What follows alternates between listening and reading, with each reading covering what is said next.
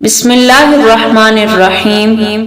حضرت بایزید رحمۃ اللہ علیہ فرمایا کرتے تھے کہ جتنے بھی مراتب حاصل ہوئے سب والدہ کی اطاعت سے حاصل ہوئے۔ ایک مرتبہ میری والدہ نے رات کو پانی مانگا، لیکن اتفاق سے اس وقت گھر میں قطعاً پانی نہیں تھا، چنانچہ میں گڑھا لے کر نہر سے پانی لایا۔ میرے آمد و رفت کی تاخیر کی وجہ سے والدہ کو پھر نیند آ گئی اور میں رات بھر پانی لیے کھڑا رہا، حتیٰ کہ شدید سردی کی وجہ وہ پانی پیالے میں منجمد ہو گیا۔ اور جب والدہ کی بیداری کے بعد میں نے انہیں پانی پیش کیا تو انہوں نے فرمایا کہ تم نے پانی رکھ دیا ہوتا، اتنی دیر کھڑے رہنے کی کیا ضرورت تھی؟ میں نے عرض کیا محض اس خوف سے کھڑا رہا کہ مبادا آپ کہیں بیدار ہو کر پانی نہ پی پائیں اور آپ کو تکلیف پہنچے۔ یہ سن کر انہوں نے مجھے دعائیں دی۔ اسی طرح ایک رات والدہ نے فرمایا کہ دروازے کا ایک پٹ کھول دو، لیکن میں رات بھر اسی پریشانی میں کھڑا رہا کہ نہ معلوم داہنا پٹ کھولوں یا بایاں، کیونکہ اگر ان کی مرضی کے خلاف غلط پٹ کھل گیا تو حکم عدولی میں شمار ہوگا۔ چنانچہ انہی خدمتوں کی برکت سے یہ مراتب مجھ کو حاصل ہوئے۔ آپ فرمایا کرتے کہ میں نے 12 سال تک نفس کو ریاضت کی بٹھی میں ڈال کر مجاہدے کی آگ سے تپایا اور ملامت کی ہتھوڑے سے کوٹتا رہا، جس کے بعد میرا نفس آئینہ بن گیا۔ پھر 5 سال مختلف قسم کی عبادات سے اس پر قلعی چڑھاتا رہا۔ پھر 1 سال تک جب میں نے خود اعتمادی کی نظر سے اس کا مشاہدہ کیا تو اس میں تکبر و خود پسندی کا مادہ موجود پایا۔ چنانچہ پھر 5 سال تک سعی بسیار کے بعد اس کو مسلمان بنایا، اور جب اس میں خلائق کا نظارہ کیا تو سب کو مردہ دیکھا اور نماز جنازہ پڑھ کر ان سے اس طرح کنارہ کش ہو گیا جس طرح لوگ نماز جنازہ پڑھ کر قیامت تک کے لیے مردے سے جدا ہو جاتے ہیں۔ پھر اس کے بعد مجھے خداوند تعالیٰ تک پہنچنے کا مرتبہ حاصل ہو گیا۔ آپ مسجد میں داخلے سے قبل دروازے پر کھڑے ہو کر گریہ وزاری کرتے رہتے تھے، اور جب وجہ دریافت کی گئی تو فرمایا کہ میں خود کو حائضہ عورت کی طرح نجس تصور کرتے ہوئے روتا ہوں کہ کہیں داخلے سے مسجد نجس نہ ہو جائے۔ عبادت کے اوقات میں آپ کو یہ خوف لاحق رہتا کہ کہیں کسی کی آواز سے میرے عبادت میں خلل واقع نہ ہو جائے، اس لیے مکان کی تمام سوراخ بند کر دیتے تھے۔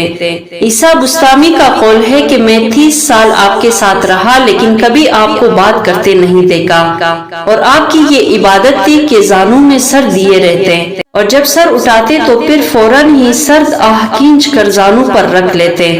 ایک مرتبہ حالت وجد میں آپ نے کہہ دیا کہ سبحانی ما اعظم شانی، یعنی میں پاک ہوں اور میری شان بہت بڑی ہے۔ اور جب اختتام وجد کے بعد ارادت مندوں نے سوال کیا کہ یہ جملہ آپ نے کیوں کہا، فرمایا کہ مجھے تو علم نہیں کہ میں نے ایسا کوئی جملہ کہا ہو، لیکن آئندہ اس قسم کا جملہ میری زبان سے نکل جائے تو مجھے قتل کر ڈالنا۔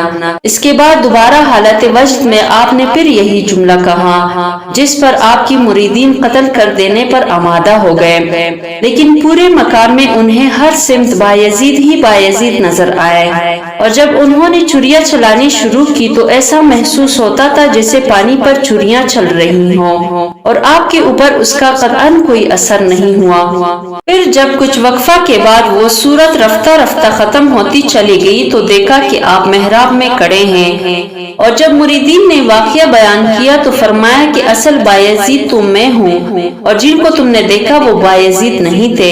لیکن اگر کوئی معترض یہ کہے کہ انسانی جسم اس قدر طویل کیسے ہو سکتا ہے تو جواب یہ ہے کہ حضرت آدم علیہ السلام جس وقت دنیا میں تشریف لائے وہ طوالت کی وجہ سے ان کا سر آسمان سے ٹکراتا تھا، اور جب حکم الہی سے حضرت جبرائیل علیہ السلام نے ان کے سر پر اپنا پر مارا اس وقت آپ کا قد چھوٹا ہو گیا۔ اس سے معلوم ہوا کہ جب اس کو بڑے جسم کو چھوٹا کر دینے پر قدرت ہے تو چھوٹے جسم کو بڑا کر دینا اس کی قدرت میں داخل ہے۔ اسی طرح جب تک بچہ شکم مادر میں رہتا ہے تو اس کا وزن بہت ہلکا ہوتا ہے، لیکن ولادت ہوتے ہی وزن میں اضافہ ہو جاتا ہے۔